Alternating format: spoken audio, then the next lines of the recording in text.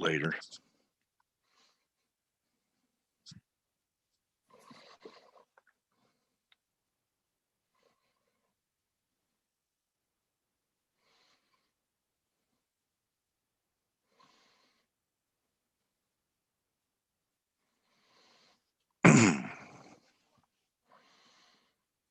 Hi, everyone. I want to welcome you to a special edition in TradeGate Hub. I'm joined by someone whose reputation precedes him.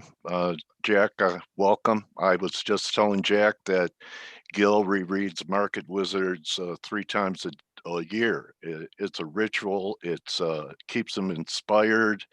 And Jack, it's so great to have you here. You and I have talked before. I always learn something new from you every time we have these conversations. So thank you for taking time out of a dull market day to be with us Sure. today. Okay, so Jack, we normally just delve into the material from your books. And last time we talked, it was right before the release of The Unknown Market Wizards. And how's that been going? How's it being received? Yeah, it's been going for quite well, I think. Okay, good. So, I want to talk about that because that too is inspiring, but just a little detour. I'd like to go back to before you wrote a life-changing book for you and for the public and for generations to come. What came first, Jack, the writing or the financial markets? Well, the financial markets came first. I didn't even know I wanted to be a writer. Other than, in college, I wrote some stuff that did, I got good grades on, but I never thought about it doing professionally. So once I got involved in markets, which was right out of graduate school as an analyst, it's a short step between doing that and then, thinking about trading or doing trading on your own. And that was kind of the initial thing. And once I'd been involved in markets, and I was originally in, for most of my life, I've been mostly futures, but originally totally futures. And I guess I was a research director at the time for quite a number of years, or probably close to 10. And I decided to write When, Jack? 70s, 80s? How far back? 71, yes. I got my first analyst job was 71. And in 83, I took a sabbatical because I didn't think there was a good book. And I became a research director in 73. I took a sabbatical to write what was a complete guide to the futures markets, which was revised a couple of years ago. Great book, by the way, Jack. We did an interview about that, and it's an overlooked piece of work by yours because anyone in the industry, Jack, I know I've said this before, anyone who wants to become a Series 3 broker, a pool operator, a CTA, anyone in the business, I really think it's a great primer. And you learn whether you're advanced or just starting off. But a great book, The Complete Guide to the Futures Market by Jack Schwager. Check it out, everybody. So was that your first book? Yes, that was the first one. And Market Wizards, that came out in 84. And I didn't start working on Market Wizards until about 4 years later. And it was kind of a nudge because as a research director, that's a full-time job. Yeah, but I had another publisher approach me. They liked Complete Guide to the Futures. They wanted me to do a bunch of books with kind of a chief editor for a bunch of analytical books. And I said, I did that once. I don't want to do it again. And for readers, most listeners won't be, or viewers won't be familiar, but the Complete Guide's like a 750-page book. And this is pre-PC, and it was really a lot of work. So I didn't want to do that again. But I did have this idea for Market Wizards. And I said, well, if I ever do anything again, it would be this, because I want to do more of a broader audience type book. And they said, fine, do it. So that was the catalyst. Okay. So that was a nice weekend project. All right. And what was the light bulb about Market Wizards compared to, to go out and seek out? I knew. Yeah. Well, I didn't mention, I knew some really good traders, some people who were in the Market Wizards book. And And so I had the idea, gee, I know these guys, and I find some others, and it'd be kind of a cool idea to go across the country, find the best traders, pick their minds, and just see what they do right that other people don't. So I had that in mind for years. And if I wasn't working a full-time job, I would have done it. It's just that, I was working pretty full days as it was. And like I said, Everything's it timing, required, Jack. yeah, Huh? Everything's timing. yeah, Trading. yeah. No, it's good. I mean, it's fortunate that I did it because it launched a whole thing. And of course, that book far eclipsed The Complete Guide to the Futures Markets, and led to other market wizard books, and lots of readers worldwide.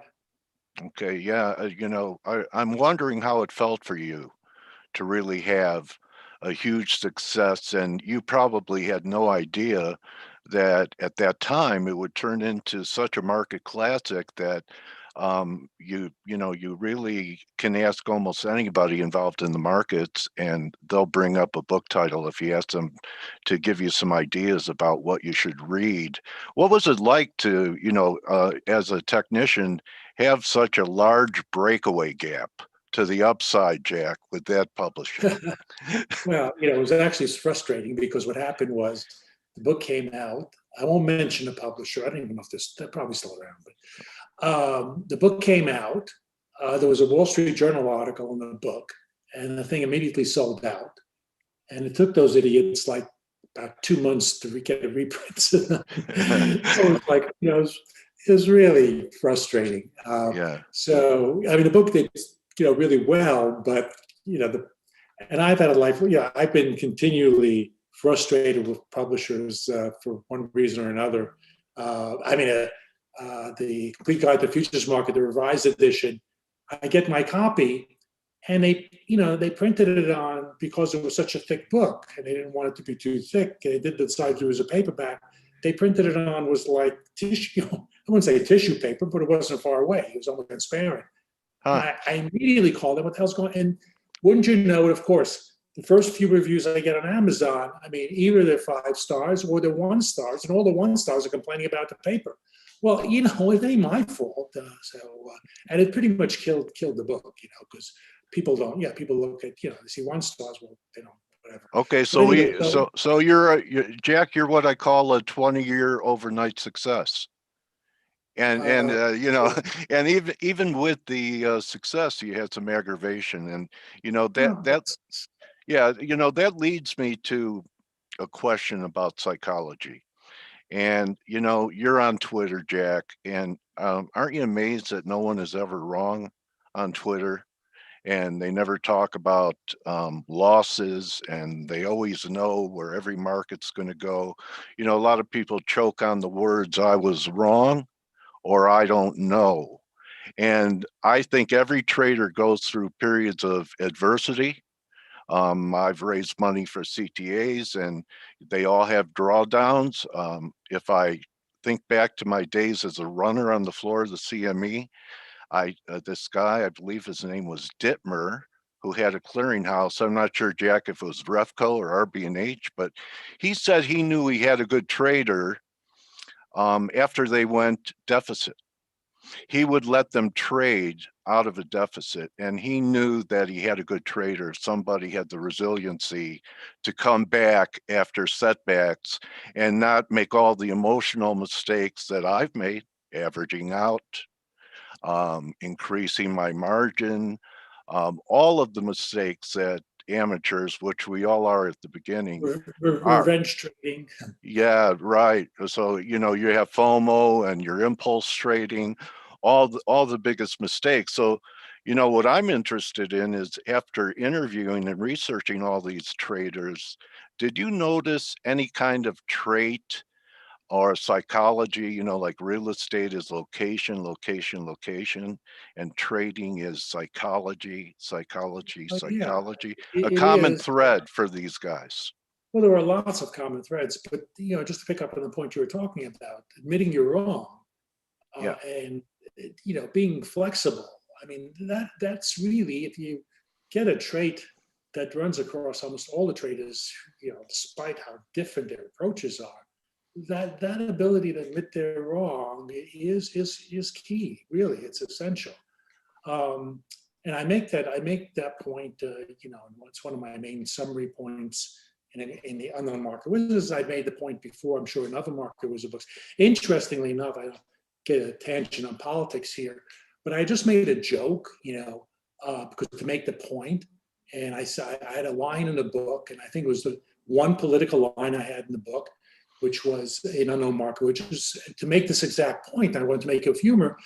I said, politics aside, I would bet that Trump would be a horrible trader because he's never admitted he was wrong. And you wouldn't Oh believe my how God. pissed off people got with that line. One line. I mean, no sense of humor whatsoever. And by the way, I think it's true. I don't know any time he's ever admitted he's wrong. And yeah, if he was a trader, I bet he'd bust out. But well, he might have had 4 good years in the market because he could have put on positions before news was released. Oh, China trade war, get short. Anyway, I'm very worried about our country, and that people are just, it doesn't take much to set people off. It's a fracture. It's crazy. It's a fracture. It was one line, and you wouldn't believe. You can go through Amazon reviews, and most reviews are very, very good, and the rating is pretty high. But if you go and you just focus on the 1 stars, that's what they're stuck on that one line. It's amazing. Yeah. Well, you know what? I don't regret putting it in. I don't regret putting it in, by the way, because I always write the book I want to write. And if people don't like it, they don't like it. But that's Okay. So admitting they're wrong, but I so think, there's others there. Yeah. So there's. but I mean, when people are going through a tough time, Jack, the resiliency, I say that the secret to trading is there is none. It's just hard work and living through adversity. And if that scares you, do something else. How did these guys come through after they admitted they were wrong and they've taken hits? What's their mindset for staying in the game and not giving up? What kind of psychology? Yeah, so that's one of the amazing things that I kind of found when I was doing these books is how many of these super traders, had these really, really awful beginning periods. Not every case, but quite a number. And so part of the success is just that part of what makes them who they are, as different as they may be as people, is they have some inner drive that I know I can do this. I know I can succeed. I'm just not giving up. And like the best thing. I mean, there's lots of examples like that. But like chapter 1, the first Market Wizards book, Michael Marcus. That first half of the chapter is all about his failures, literally. And I was asked him, didn't you think about giving up? And he just said, no. He kind of like just heard that not that he literally heard a voice or heard God speak to him, but he just had this inner conviction that he could succeed. So that any of them take breaks, Jack, where they'll just maybe walk away for a little while? Yeah, that's important. I mean, first of all, in many of these cases, these people blow out, right? So they have no money, so they're forced. It's a forced break. So yeah, there is a break. But I also, one of the things I always advise, and I've asked this, I don't know how many interviews I asked some form of this question, is that, what do you do when things are going wrong? And, when you're just not in sync with the market, your approach is not working, just nothing's going. And they have generally one of 2 types of answers. Either they'll say, well, I start scaling, if I'm down 5%, I'll cut it in half. And I'm down another 5% in my account, I'll cut it in my leverage in half. And one trader said you would go all the way down from 2,000 contracts to 10 contracts, But so that's one approach. Right. Another approach is, which is maybe more common, is just take a break. Now, take a break could be a week, 2 weeks. Take a vacation. It could be even months in some cases, or it could just be a day. Just walk away.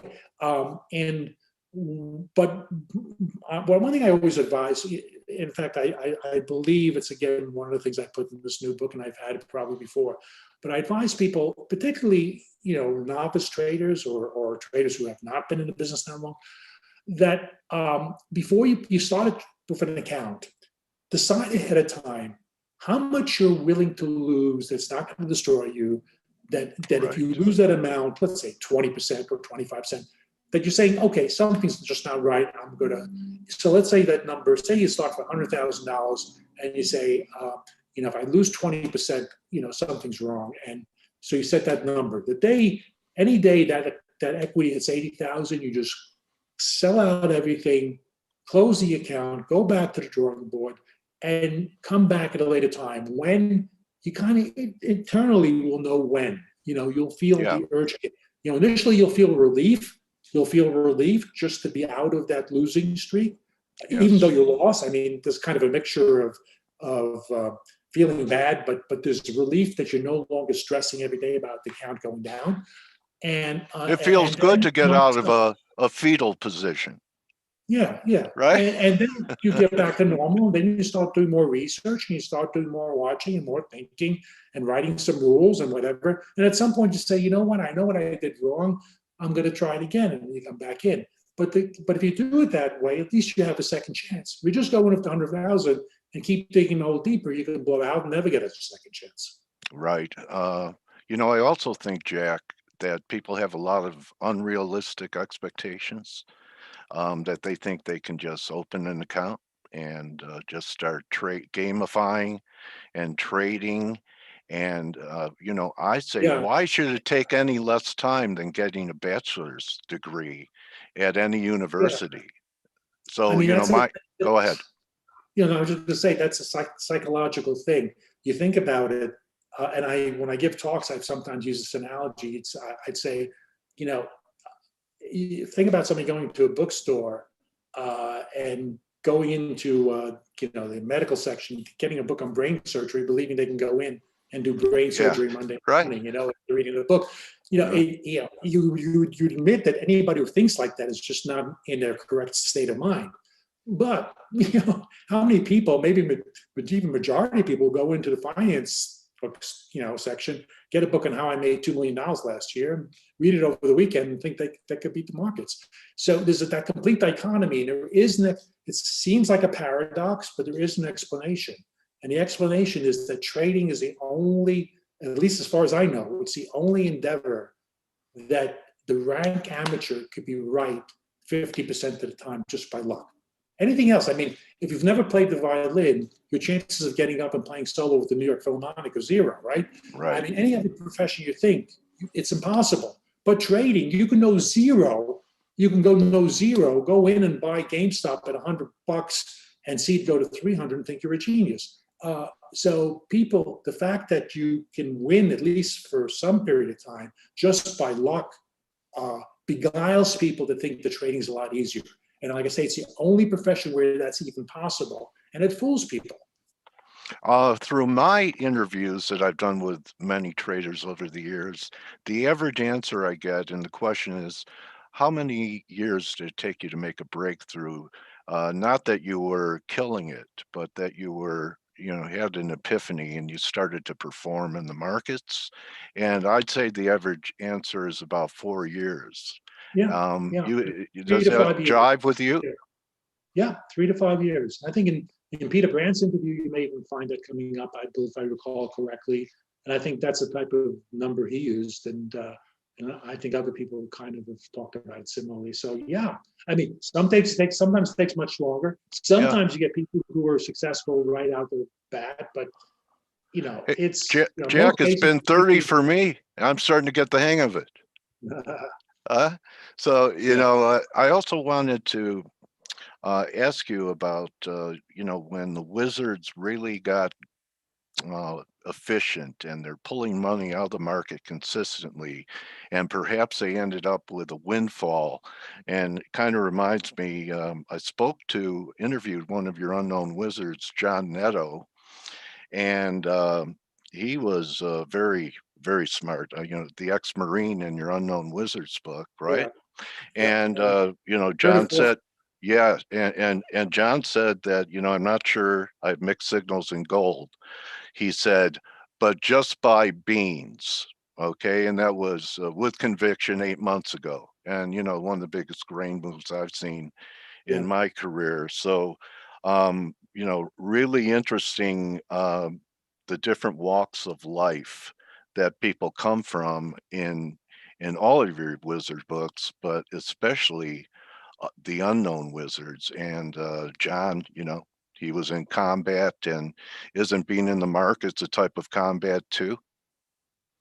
A yeah. little Well, war? I mean, it is really in Neto's case, the message there is discipline. So he was like, he talked about how he was a screw up in high school, and he graduated, but like with, I don't know, like a C average or whatever, didn't know what he was going to do, and just was, like he talked about his brother saying another Neto idea, meaning that, another, stupid thing, so it's like he but he had this almost like negative image and everything else, and then he joined the Marines, and sort of that the discipline through that experience kind of changed him. And then through the Marines, he went to college, and it became I guess I think he majored in Chinese and Japanese. He became completely proficient in those, and then got involved in in paths that led him to trading. But it changed his life. But he'll be the first one to say that. Any of the wizards, after having big runs, suffer from hubris? I hear this from retail traders a lot, Jack. Maybe they've doubled their account, just by, like you said, being lucky.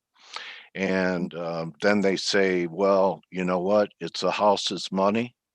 And they start getting sloppy because it's the house's money. And I say, it's not the house's money. It's now your money. Yeah.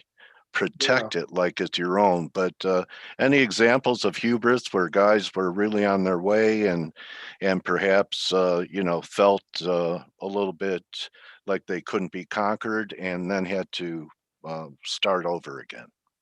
Yeah, actually all the examples I can think of across the books, they're usually in the earlier years. I can't think of a case where they, I mean, this that came up where, I mean, they might have been certain trades that were mistakes and stuff like that.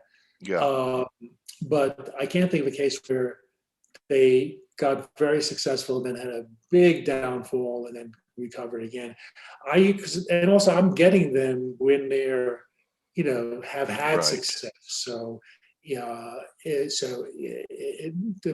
without mentioning names, I can think of one trader that did much worse after the books, and I don't know, I don't know what ultimately the end result was, but that wasn't in the book because it happened after the book, So Right. So, it's always a continual challenge because the markets are ever changing, right? yeah, the markets are always changing. That's Yeah, and that's, in fact, there's a trader in this new book, which is just a beautiful example of it. His name is Marson Parker, and he's not. I mean, there are lots of traders in the book have much better performance. He's the one guy who's purely systematic. Um, but he's had, I guess, when I interviewed him, it was like plus 20 years of plus 20% return, purely systematically. Um, but the interesting thing about that interview was how many he traded like 3-4 systems at a time, and what was amazing is how many times he completely changed what he was doing.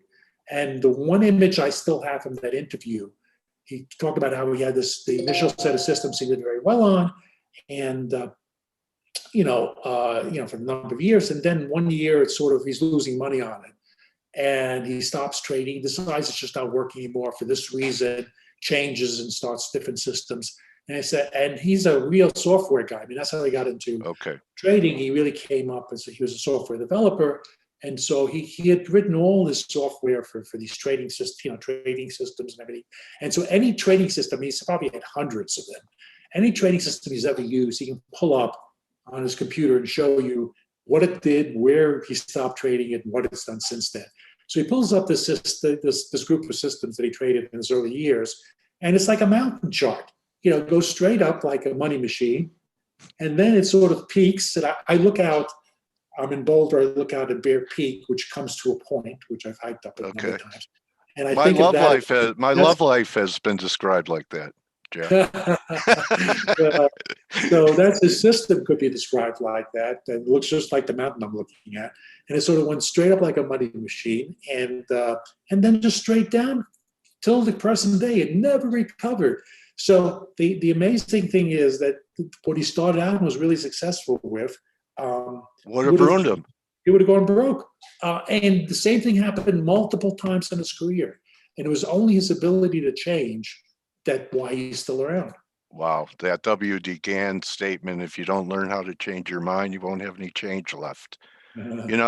Jack, I really think that, part of the success is, that I bring up a guy like Gann or a guy like Livermore, is that you made, there wasn't such a great ending for Livermore, and people say Charles Dow, he died broke, but you brought to life real people that were doing it, and it gave people the idea that it is possible. Okay. And because you're giving live examples of people that have been able to achieve this. And, if no one can achieve it, then, I might be deluding myself. But if you see tangible examples of people being successful and living this life and assuming risk all the time, it's really inspiring to people. But I just want to circle back to one thing, because you brought up GameStop, and I'm interested in your reaction. Jack, I was always taught to fade retail. And do you really believe that this Reddit phenomena, and I even read by Charlie Gasparino, Fox Business, that AMC's CEO will now follow people on Twitter if they say anything about the company. Now, to me, is it really, Charlie calls it wooing retail traders, and I'm more used to the markets screwing retail traders. So, what do you think? Are they really becoming a force here when they gather together and concentrate their buying power? Yeah, well, if something happened, obviously can happen again. And so the GameStop example, where I don't know, I'm not a fundamental stock analyst, but I guess the prevailing wisdom was, and they had some new come into the company, so maybe raises it. But we're talking about a stock that had maybe an intrinsic value of 15, 20 bucks. It going to like 490, whatever it went to in a matter of a couple of weeks. I mean, that's just absurdity. However, what it does demonstrate is the power of social media. So if you have enough people, and if you have if you're sitting there short, right, on fundamentals, saying it's ridiculous, it's ridiculous, the stock shouldn't be worth 50 or 100, but if it goes to 100, it can go to 200. If it goes to 200, it can go to 400, because it's no longer about what the stock's worth. It's all about just just the money flow, hysteria. So if you have enough people throwing money in it, it'll go. And so things that are like Dogecoin, which I don't know what's going to happen with Bitcoin, but I think that's some of these other cryptocurrencies will go to nothing eventually. So you have the same type of thing. If enough people are doing it, and there's enough social media power that they're all doing the same thing, you've seen many examples where it can move markets. So will it last? I don't know. Ultimately, I think most of these people will lose money. And so maybe the air will go out of the tire there. But the phenomenon can happen. Okay, so that's interesting. And you talk about fundamentals, and you and I have talked about this before, but perhaps this audience would like to hear your answer. And I think you address it in the complete guide to the futures market, is you address the fundamental trader that's just looking at fundamentals versus the technical trader. And you talk about the dangers of just using fundamentals. You want to share that with our viewers today? So Yeah, so I mean, I've interviewed people who are just purely fundamentalists and have done extremely well. So I don't mean to say that you can't just be successful using fundamentals, but there is an intrinsic thing about fundamentals that makes it difficult, and that is it's poorly attuned or maybe diametrically opposed to risk management in the following sense that if you take a market, you say, well, uh, you know, this market should be $10. This means, at some point in time, maybe, you say it should be $10, right? That's your value, and you buy it. Well, then it goes down to 9.50, and the fundamentals haven't changed. Well, then it's even a better value. Right. And then it goes to 9, it's even a better value. So the problem is, and the same for stocks. You don't know where you're wrong. Yeah, well, What's the fundamental reason? You have to wait for them to go bankrupt to know you're wrong? Yeah, you may or may not know. I mean, you may not know why you're wrong. Right. But that's another problem, right? Or something may happen that's completely unexpected. Like Yeah. you're going, you buy a company, you think it's really sound, and then there's some sort of accounting thing, and the thing gets killed. Right. So you never know for sure. But the point about it is that if you're just doing fundamentals, then it's very hard to marry that with risk management, because ironically, if it goes against you, it's a better trade. Right. I've done it. Yeah. If you liked it at 10, you got to love it at 5, right, Jack? Right. So, I mean, I also wanted to uh, bring up before we begin to wrap it up is what happens when some of the wizards that you have interviewed shift asset classes. Do they ever do that? Diversify? Like, now crypto has become a big space. so some of the traders in the new book, got onto crypto, and they've done very well because they're good, really good traders. They just saw this as a potential trend, right? The potential market Right. that's going to move. So it's just another thing to trade. So they've done very well by making that shift. There's quite a few of them I know that have done that, and they've all done well in doing that. But that emanates out of their skill of trading and recognizing an emerging trend. One of the inspiring stories to me and, entertaining stories was the bellhop in the Unknown Oh Wizards. yeah, Yeah. So, I mean, that too, gives hope to the people that, people say, don't quit your day job. I say, don't quit your daydream. But here's a guy who's working for a living as a bellhop. Why don't you tell our audience what he did to make it into your book? yeah, sure. So this is, and I should mention like Cedar here, Okay. fundcedar.com with traders and that's a platform for traders and that we run. And every few months I'd look at that and I'd look at like who's the top traders, and this one trader keeps popping up, in terms of return risk. And you look at his equity curve, and he's been trading for plus 10 years, and it's pretty smooth. And like, I wouldn't say he's made money every single quarter, but he's made money in almost every quarter. And just a very nice, consistent. And finally, a couple of years ago, I called him up and I said, "Who are you? What do you do?" And it turns out he lives in the Czech Republic. He's a fellow who barely graduated high school. Who was told by his teacher, not with good grades. Was told by his, he took an economics course. Was told by his teacher that Pavel, you will never succeed in economics. Yeah. And he ended up becoming a bellhop. He tried to open a restaurant, which failed, and just worked as a bellhop. But he kept on seeing these businessmen from the West, in Prague, reading the newspaper in a lobby, the Wall Street Journal in a lobby, and he's like, "Boy, wouldn't that be a good lifestyle?" And he started experimenting, researching, whatever. Has no programming skills, done this all by hand. But he eventually came up with a methodology, took a half a year, came up with a methodology where he trades earnings. He trades on earnings. That's the only time he trades, and he only day trades. So he had to come up with a methodology. He was so naive. This is funny. He was so naive that he started doing this research, and he said, "Isn't this odd? Like so many of these stocks, have 4 days in the year where they're so volatile. He didn't even realize that the reason they were so volatile on those 4 days was those the earnings release reports, right? So that's how naive he was. But that's kind of led him, because he was looking for a way he could day trade, because he didn't want to take the risk overnight. And those days had a lot of volatility. So he eventually came up with a methodology that he trades just earnings. And ironically, even though he has a very small account, he trades, maybe it's not ironic, he trades only very large stocks, because he had this dream that if he was successful, he didn't want to change his methodology. And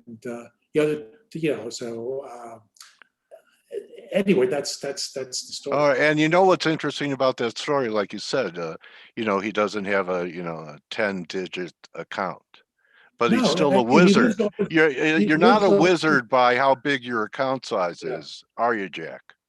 No, I mean, I make it very clear in the chapter. I've never interviewed anybody who had an account size so remotely small as his. But the thing is, what he's doing is pretty admirable. Not bad for a bellhop, and a teacher who said, you're a failure. Huh? He makes enough money every year to live, to pay his expenses, and so his account never grows very much because he's living off his trading. But a lot of guys in Chicago, that's what they used to do, grind it out in the pit in between the bid and offer. Kind of sad, that there aren't any pits anymore. And I want to wrap our coverage of the Unknown Wizards with your writings about, oh my gosh, Peter Brandt, your friend, Peter Brandt. So, people know Peter. I've interviewed Peter. He's one of the best classical technicians I've ever, interviewed, and see his work on Twitter. So tell us about Peter and why you wanted to include him. Well, Peter, because, like I say, Peter's a friend. I've known him. And I just think he's just a walking compendium of wisdom about trading, and particularly money management especially. And I remember once, I listened to, when I go on walks or hikes, whatever, I listen to podcasts. And I remember one time I was listening, I think it was Covell's trend following podcast, where he was interviewing Peter. And every question we'd ask, I would mentally kind of answer the question myself. And Peter's answer was like, probably the same thing, But so it's very compatible the way he thinks about markets. And I just think he had a lot of wisdom. I honestly, in a way, he was the catalyst for Unknown Market Wizards, because I knew if I did another wizard book, I'd want to interview Peter, because I wanted to preserve his ideas for posterity. And so I knew I was going to interview him. And he was also in Colorado, a couple of hours south of me. And I figured, he was going to be moving. So that was the catalyst. I said, I might as well. I was going to do this book at some point. I might as well. And Peter was unknown. He's become more known because now he's on Twitter, and he's built this very large following. Until a few years ago, nobody knew Peter. He's just a guy trading his own account. So, and also he fit the image. He fit the basic profile in the book of people just trading their own account. So, he was like the most known of the Unknown Market Wizards, but I felt that he fit well enough, and I knew I wanted that in the book. So as it turned out, he moved before I got to interview him, and I ended up flying to Tucson, I think it was, to interview him. But anyway, that's how that came about. I knew for years that if I was doing another book, I did want to interview him, and I was going to do this book, and he was moving, and that was a catalyst. So, that got me started on working on Market Wizards. Okay, well, a great motivation coming from the heart, Jack. I really want to thank you for spending your most valuable currency, which is time now for guys, you and me at our stage in life. And you know what? I believe I'd be speaking for many people right now to say, Jack Schwager, you too are a wizard. You're the wizard of inspiration. I think I'm not a wizard, but I'm a communicator. You're the wizard of inspiration to a multitude of traders, Jack. Thank you for, what you've added to people's lives through your efforts and your writings, and really appreciate getting to know you through these interviews over the years. Thank you Well, very thanks, Al. much, Jack. I appreciate it. Okay, Okay, adios. That's a take wrap, care. everybody. Hope you Have a good enjoyed one. it. See you, Jack. Take care.